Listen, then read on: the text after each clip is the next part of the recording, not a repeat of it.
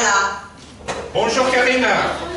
Bonjour Pierre, bonjour à tous les étudiants et étudiantes. Je suis vraiment ravie d'être avec vous. Excusez-moi pour tous ces problèmes techniques. Est-ce que vous voyez tout le monde? Tout à fait. Très bien. Écoutez, voilà, donc merci d'avoir la gentillesse d'accepter notre proposition de faire un échange. Donc on a présenté la vidéo la semaine dernière.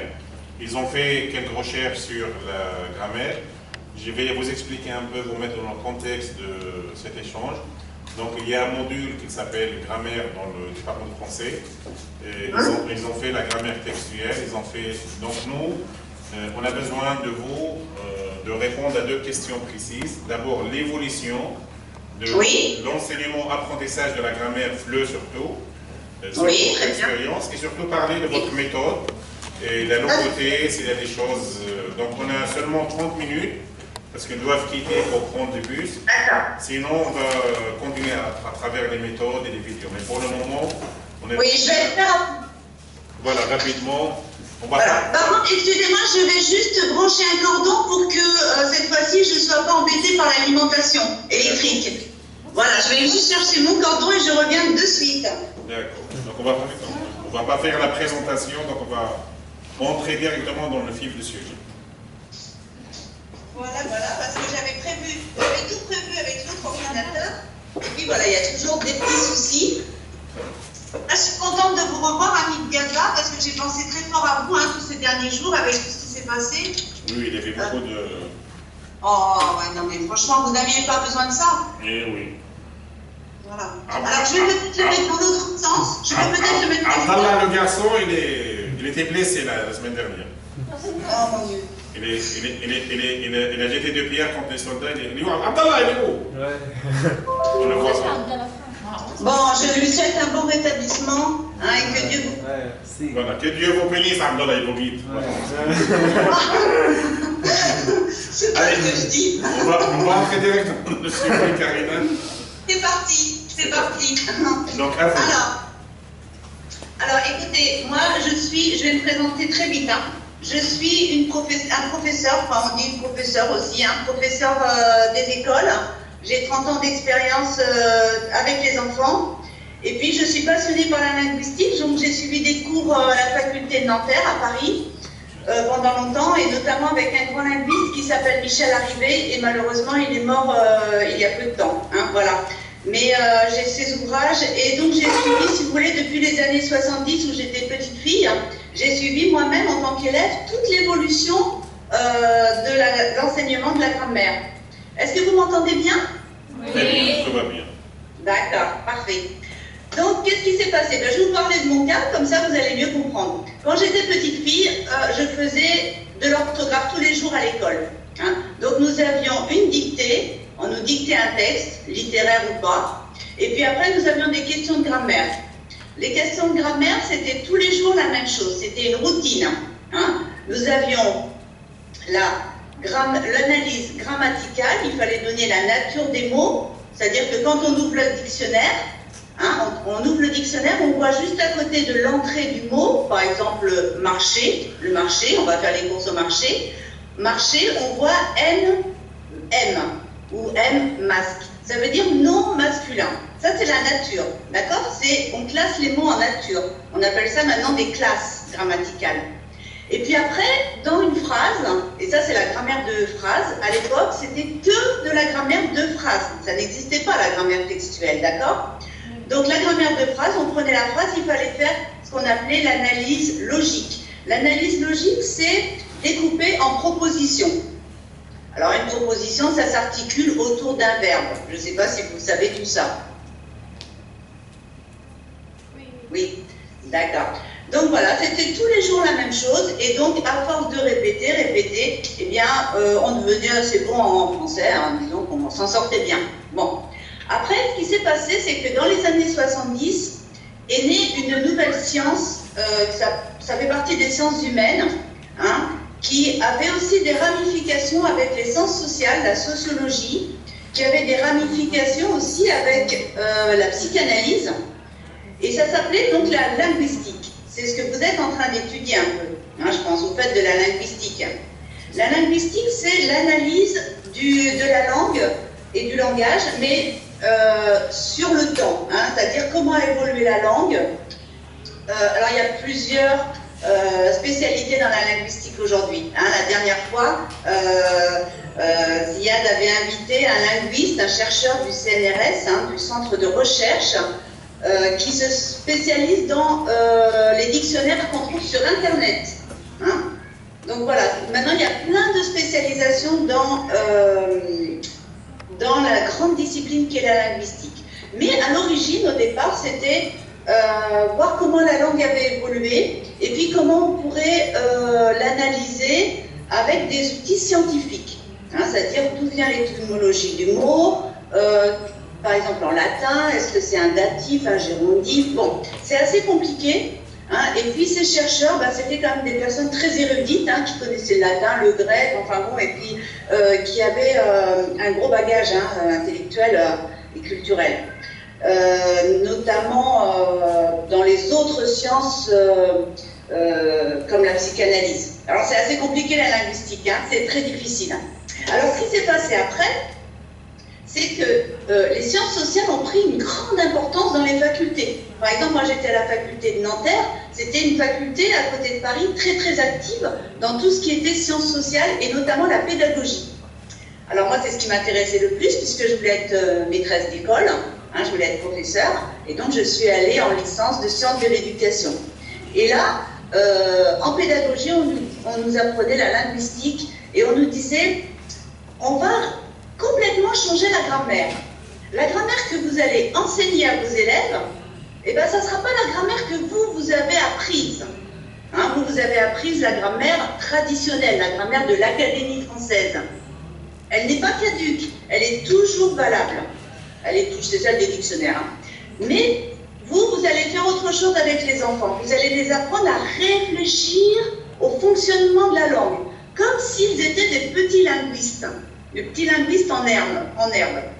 Alors, bah, nous, on était d'accord parce que dans les années 70, il y avait un formidable moteur, hein, de progrès social, de progrès culturel. Et donc, nous, on voulait que nos élèves ne soient plus des petits perroquets là, qui répètent bêtement leurs leçons et qui les apprennent. On voulait que nos élèves apprennent à réfléchir. Hein. On voulait les rendre autonomes dans leurs apprentissages. Donc, ça, c'était passionnant. Mais il y a eu des petits problèmes. Alors, je vais vous expliquer lesquels. La linguistique, c'est compliqué. Hein. Il y a plusieurs en fait, mouvements dans la linguistique. Il n'y a pas une école linguistique. Les chercheurs, ben, chacun a son opinion sur comment on analyse une phrase, etc. Et dans les courants, alors j'ai un petit topo, excusez-moi, parce que moi-même, c'est un peu compliqué pour moi. Hein. Je suis professeur, je ne suis pas linguiste, hein, je ne suis pas professeur universitaire en linguistique. Donc j'ai mon petit topo là pour vous parler de ces courants. Alors, dans les courants les plus connus, en fait, c'était la grammaire structuraliste, on l'a appelée.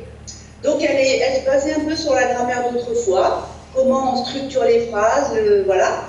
Mais c'est devenu de plus en plus une grammaire de texte.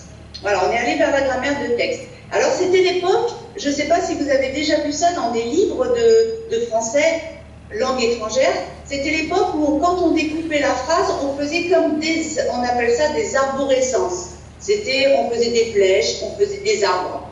Hein. Alors il y avait groupe sujet, verbe prédicat, groupe verbal. Voilà, on faisait plein de... Oula, c'est mon chat qui fait des bêtises. Maintenant j'ai un chat qui me décidément, vous allez vous dire, je suis dans des drôles de conditions pour travailler. Alors, voilà, est-ce que vous voyez? Oui. Donc ça s'appelle la grammaire structuraliste. C'est un grand mouvement dans la grammaire. Hein. Elle n'est pas incompatible avec la grammaire traditionnelle. Disons que c'est plus une évolution. Bon, après il y a une autre grammaire. Alors là, celle-ci complètement différente. Et on est quand même beaucoup dedans. C'est la grammaire de Chomsky. Alors c'est la grammaire générative, pardon. La grammaire générative et transformationnelle, elle s'appelle. Alors là, c'est quand même beaucoup plus complexe, hein, comme mouvement. Elle est presque incompatible avec la grammaire structuraliste. Alors là, vous voyez que, c'était juste pour vous dire, hein, la linguistique, c'est pas... Il n'y a pas une linguistique, il n'y a pas une analyse grammaticale. Hein. Alors c'est ça qui est très compliqué. Moi actuellement je prépare de futurs professeurs des écoles et ils me disent on ne comprend pas, on fait l'analyse de phrases, il y a 2 solutions possibles, ou même 3, ça dépend des livres qu'on achète. Alors oui, effectivement, si vous changez de manuel, vous allez avoir des analyses différentes. Compliqué, hein? C'est compliqué. Alors,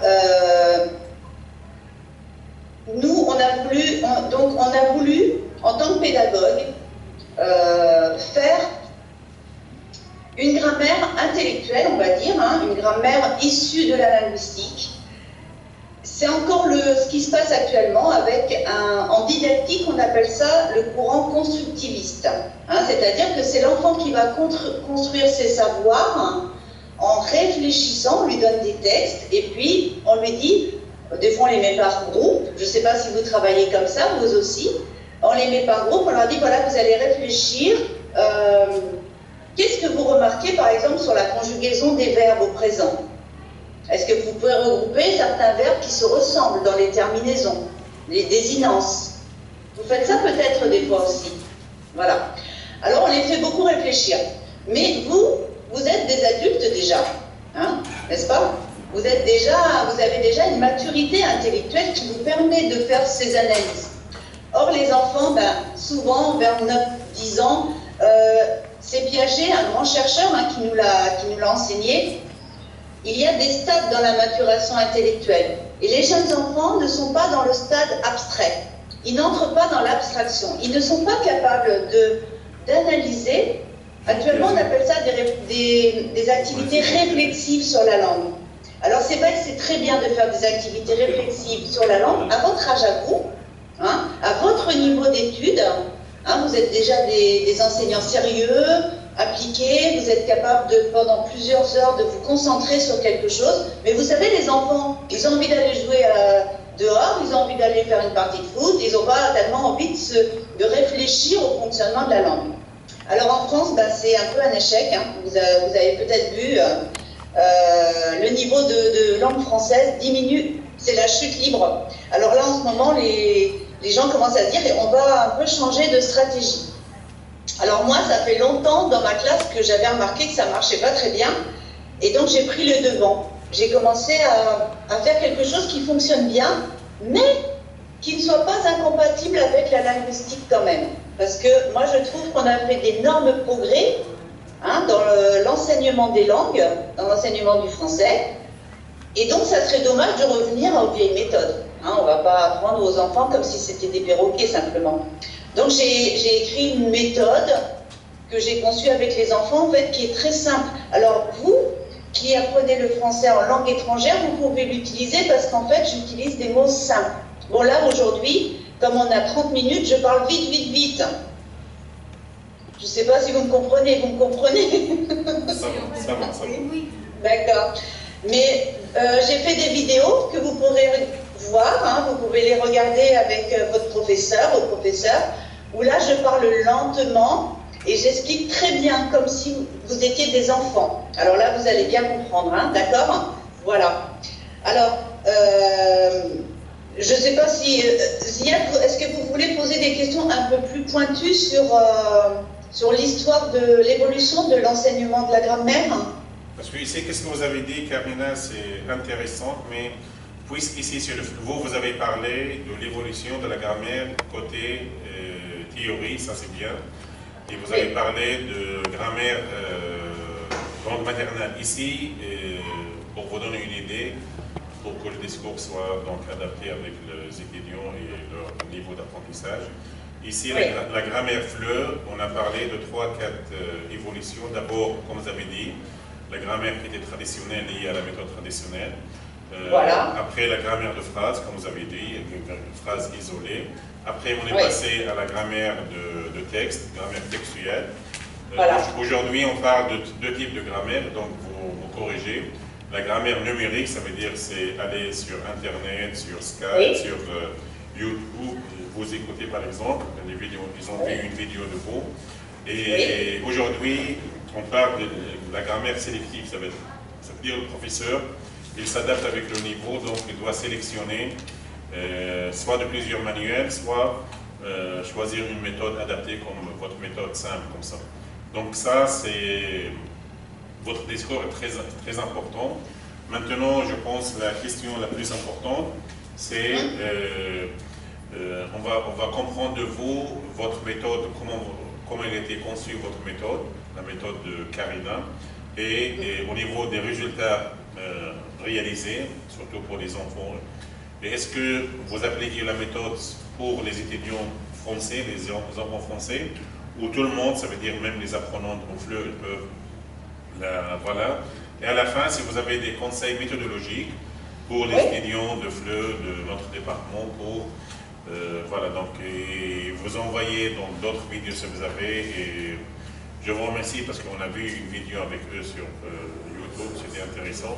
Et si vous avez d'autres vidéos sur comment vous avez conçu la méthode, donc, seront les bienvenus. Oui. Alors, Ziad, en fait, j'ai posté sur YouTube plus de 70 vidéos, 77 à peu près, et je vais en faire d'autres. Alors, les prochaines que je vais faire bientôt, ce sera principalement pour les futurs professeurs. Si vous voulez devenir vous-même professeur de français, hein, je pense qu'elles se préparent, ces jeunes femmes, et puis aussi ces jeunes hommes derrière, à devenir professeur de français, et bien là, vous aurez des nouvelles vidéos, en fait, qui partent des annales de concours. Donc, les concours de recrutement pour être professeur des écoles. Je leur explique, parce que c'est très difficile. Alors, comment j'ai conçu ma méthode, moi? Est-ce que c'est... dans quel courant je m'inscris?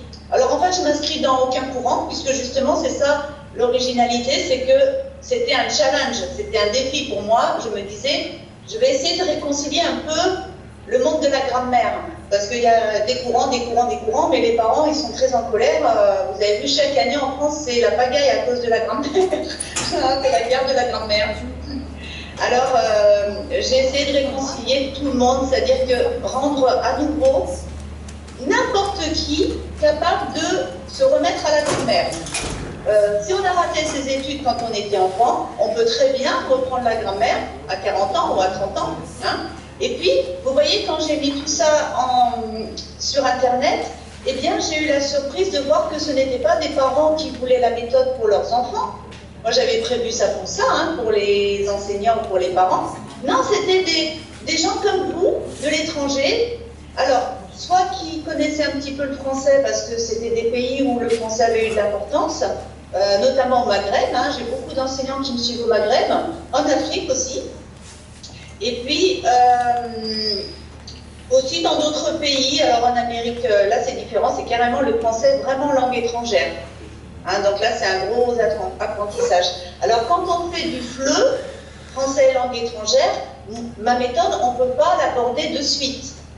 Parce qu'il y a des parties que moi je n'ai pas travaillées, puisque ce n'était pas mon objectif à l'origine. Hein.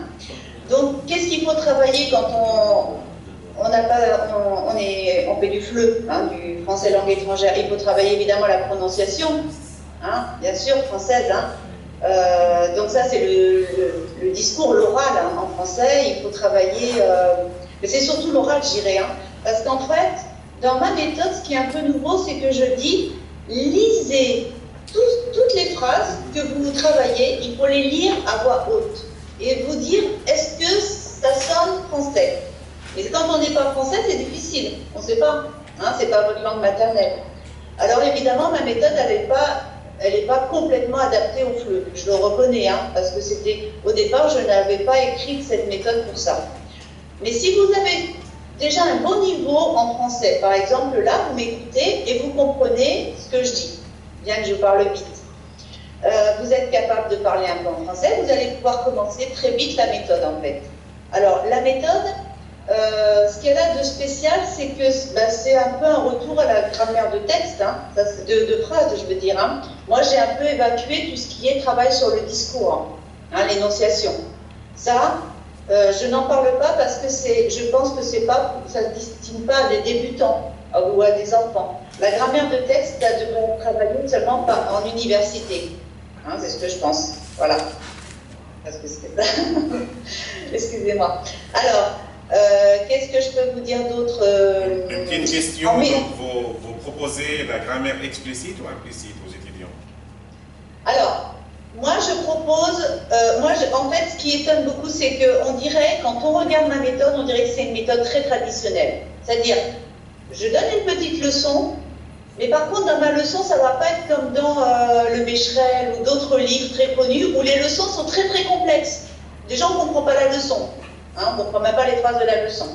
Donc moi ça va être très simple, il va y avoir une phrase d'explication, une astuce. Alors pendant des années on nous a interdit d'apprendre des astuces aux enfants parce qu'on disait que les enfants n'étaient pas stupides et qu'il ne fallait pas leur donner des astuces, des recettes de cuisine, on disait.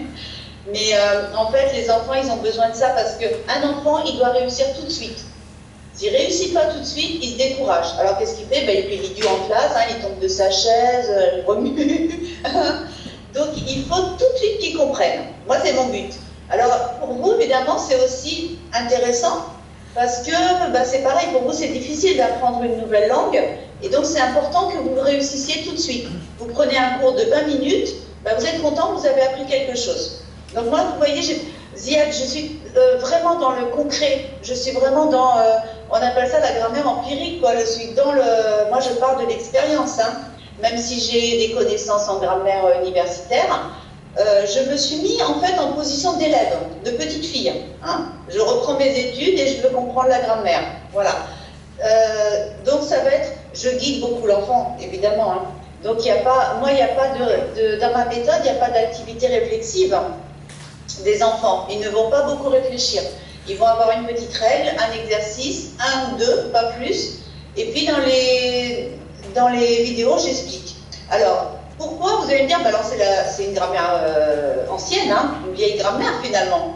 Mais non, c'est pas une vieille grammaire parce que j'utilise quand même la terminologie de la grammaire moderne, hein, des linguistes, et puis je les amène vers là. Hein, je les conduis petit à petit. Voilà. Alors après, en méthodologie, Ziad, l'an dernier, je vous avais envoyé, mais je peux vous le renvoyer, des liens vers d'autres sites. Je ne suis pas la seule à pouvoir vous aider, bien sûr, hein, il va falloir que vous alliez chercher un peu ailleurs aussi. Hein, il y a des très bons sites, par exemple, pour la prononciation, donc tout ce qui est phonétique, hein, phonologique. Qu'est-ce que vous avez encore? Je vous donnerai des liens. Hein, je sais que l'an dernier, je vous avais envoyé une liste. Et puis alors, si vous voulez savoir exactement comment j'ai conçu ma méthode, en fait, il faut regarder la vidéo numéro 62. Justement, donc parce qu'ici, nous sommes avec les étudiants de la 3e année, donc c'est différent de l'année dernière. Donc c'était une nouvelle. L'année dernière, on a présenté vos méthodes. Et justement, par rapport à vos 70 vidéos, est-ce que vous pouvez nous envoyer les liens de 2 ou 3 vidéos, comme ça je vais poser des questions à l'examen pour ces vidéos, comme ça, parce que on a vu ensemble une vidéo, et donc si vous avez d'autres propositions, envoyez le lien de 2 ou 3 vidéos, comme ça, pour qu'ils expliquent un peu le concept de vos méthodes. Maintenant, on va vous laisser avec les questions, si vous avez des questions des étudiants. Oui. Bonjour. Bonjour. J'ai une question. Votre méthode est basée à quelle théorie? Alors, ben, comme j'ai expliqué, hein, moi, il y a toutes les théories. Alors, pourquoi il y a toutes les théories? Ben, parce que moi, j'ai appris avec la grammaire traditionnelle, mais après, j'ai fait des études de linguistique dans les années 80, début 80, c'était encore l'époque du structuralisme, à l'époque, hein, bien sûr, c'était pas l'époque de la grammaire générative de Chomsky, ça c'est beaucoup. Et puis la grammaire textuelle, elle date des années 1996 à peu près, vous voyez. Donc moi j'avais déjà de la bouteille comme on dit, ça veut dire que j'étais déjà enseignante depuis longtemps. Hein. Voilà. Alors pourquoi j'ai fait toutes les méthodes? Eh ben, au départ je ne voulais pas écrire une méthode moi-même. Je pensais utiliser les livres qui existent. Alors en classe, j'ai tout essayé. Chaque fois qu'il y avait un nouveau livre, je l'ai expérimenté avec mes élèves en disant « Ah, cette fois-ci, j'ai le bon ». Alors c'est comme ça que j'ai testé bien sûr les méthodes de M. Bentolila. Hein, M. Bentolila, c'est un linguiste très connu. Actuellement, je travaille avec les étudiants français sur la grammaire de M. Pelat. C'est un universitaire, je crois, à Strasbourg, il me semble. Il a écrit la grammaire méthodique du français. C'est un énorme livre. C'est un peu la Bible actuelle de la grammaire. Hein. C'est Rigel et Pelat. Donc en fait, moi je m'intéresse à tout. Je dis pas, ah non, non, je veux pas de ça, je veux pas de ça. C'est pas idéologique. Hein.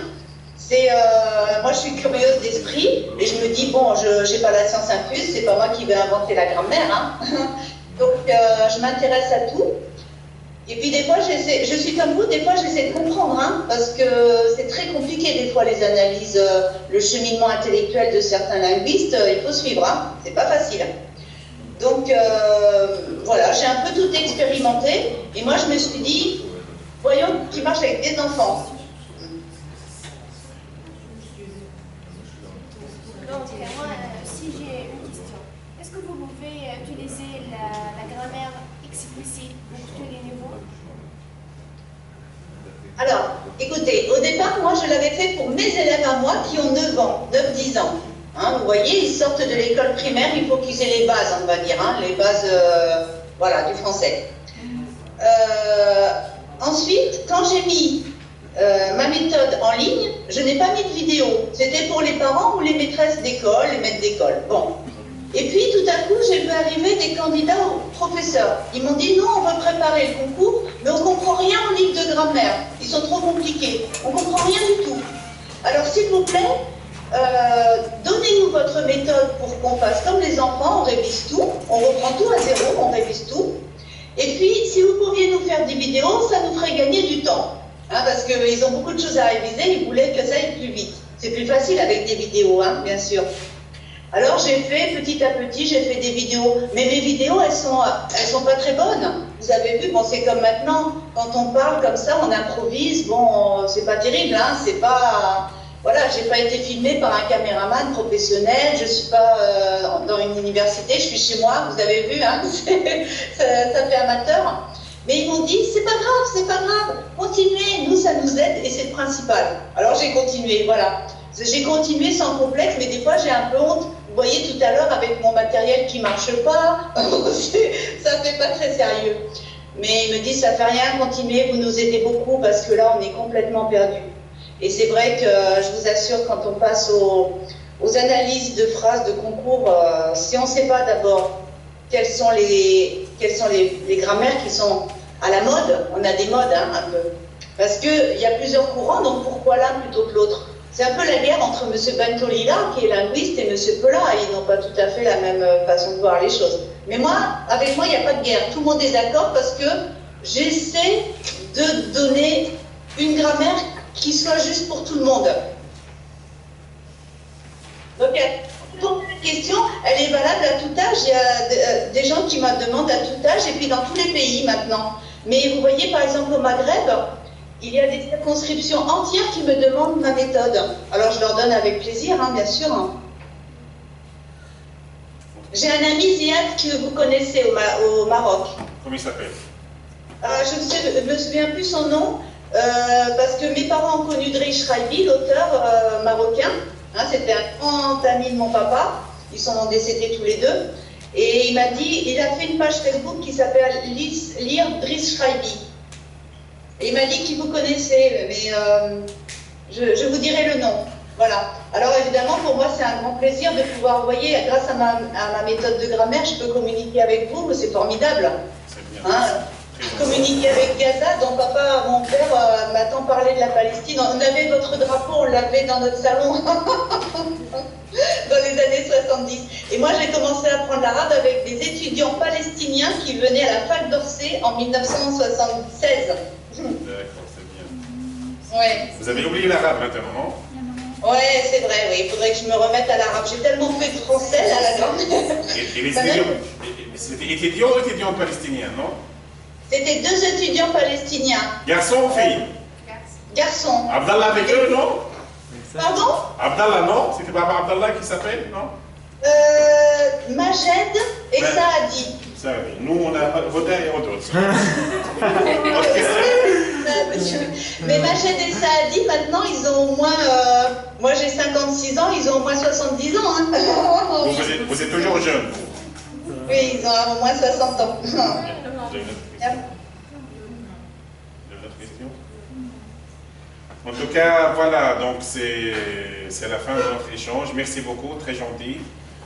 Maintenant, ils ont eu une idée, ce sera un premier échange. Le semestre prochain, parce que dans la semaine prochaine, il y aura des examens pour eux. Donc, s'il est possible, si vous pouvez nous envoyer une ou deux vidéos sélectionnées qui résument votre concept, votre méthode. Et le semestre prochain, le mois de février-mars, on va revenir à vous. On a besoin toujours de vous et de vos conseils, de votre expérience. Parce qu'on va travailler sur l'analyse des méthodes, FLE. Et on va leur demander d'analyser une de vos méthodes. Comme ça, il y aura un échange pour parler spécialement sur, pas seulement en général comme aujourd'hui, mais on va parler sur une de vos méthodes, comment il était conçu et les conseils pratiques et méthodologiques. Très bien. Bah, écoutez, moi l'an dernier, j'ai eu une étudiante qui venait chez moi. Elle était espagnole basque, donc elle parlait en basque, en espagnol. Et il fallait lui donner des cours de prononciation. Donc ça, c'est la chose qui me manquait. Donc je me suis un peu formée en prononciation. Donc c'est pour ça que je connais des sites qui peuvent vous aider aussi. Et puis après, bah, elle a trouvé ma méthode très bien pour le FLE aussi. Donc ça peut marcher. Il y a une fille à dire qui vous suit sur Facebook, il faut dire bonjour.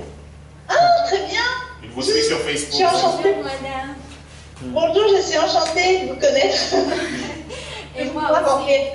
Et moi aussi. Je n'ai pas parlé avec vous parce qu'il y a le problème l'Internet et l'électricité. Il n'y a pas l'électricité chez moi. Parce que... Oui, enchantée. Alors, je voudrais dire merci beaucoup, j'ai vraiment enchantée de vous connaître. Ce que je voudrais dire à vos étudiantes et étudiants, je n'ai pas Messenger sur Facebook, parce que vous savez, sur Messenger, j'ai beaucoup de demandes et il y a beaucoup de virus aussi. Donc, Yad, je vous charge de leur donner le nom de mon site, je vous donnerai, et puis aussi de leur donner ma méthode. Je vais vous l'envoyer à vous, et puis vous leur donnez. Comme ça leur évite. Sur la page, oui. Voilà, ils vont comme ça, ils iront directement sur mon site. Sur mon site, il faut 2 mots de passe. Je vais vous donner les mots de passe pour que tous vos étudiants les aient. Voilà, comme ça, ils pourront rentrer directement. Et après, s'ils veulent rentrer dans un petit groupe, j'ai aussi un petit groupe secret sur Facebook où j'aide vraiment. Là, c'est comme une salle de classe. Hein, on pose des questions de grammaire. Donc, vous me direz leur nom et comme ça, je pourrai les faire rentrer dans le groupe. Voilà.